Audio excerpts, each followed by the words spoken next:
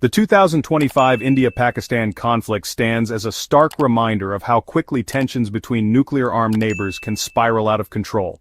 Triggered by a deadly terrorist attack, the conflict escalated into a multi-dimensional confrontation involving airstrikes, cyber warfare, drone incursions, and artillery exchanges. The 2025 India-Pakistan conflict erupted after a deadly terrorist attack on April 22, 2025, in Pahalgam, a well-known tourist destination in Indian-administered Kashmir. The assault, which killed 26 civilians, mainly Indian tourists, was attributed by Indian authorities to Pakistan-based terrorist groups, particularly Lashkar-e-Taiba and Jaish-e-Mohammed. Indian intelligence claimed these groups were operating with the support, or at least the tolerance of Pakistan's military and intelligence agencies. Pakistan, however, strongly denied any involvement, stating it had no links to the attack, and was committed to combating terrorism.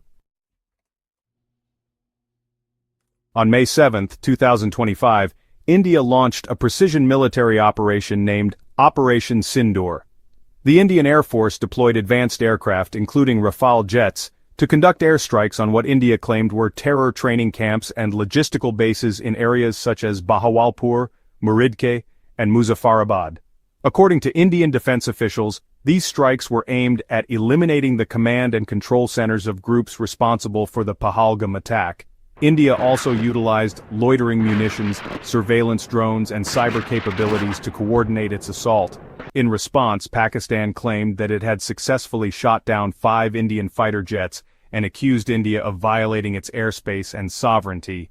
India denied any significant losses, stating that all aircraft had returned safely and that its mission was successful in neutralizing the intended targets.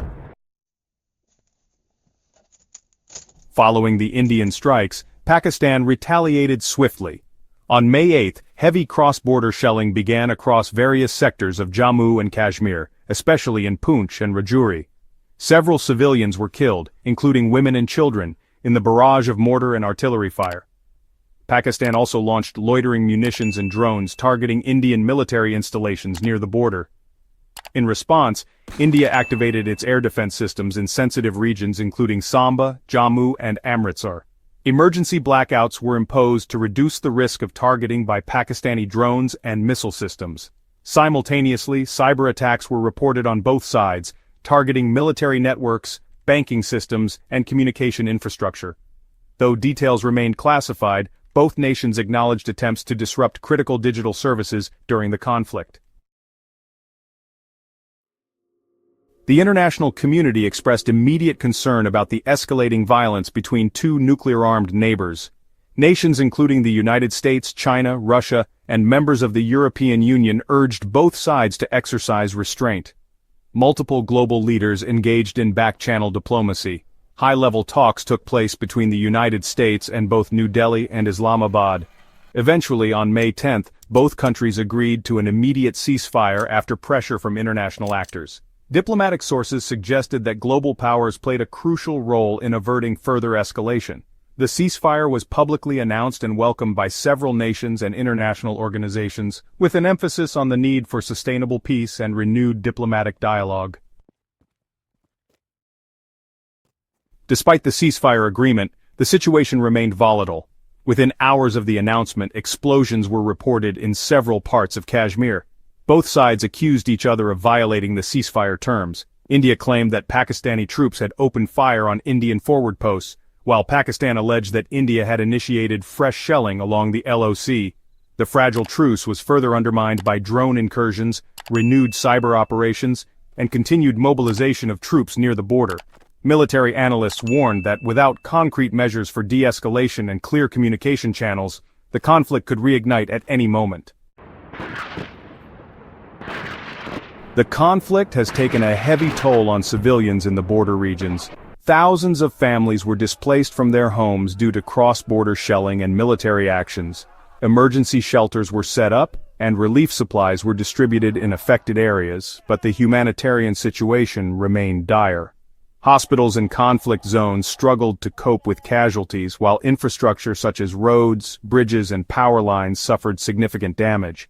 In Indian-administered Kashmir, several towns faced prolonged power outages and food shortages. Schools and businesses remained closed as the threat of renewed conflict loomed large.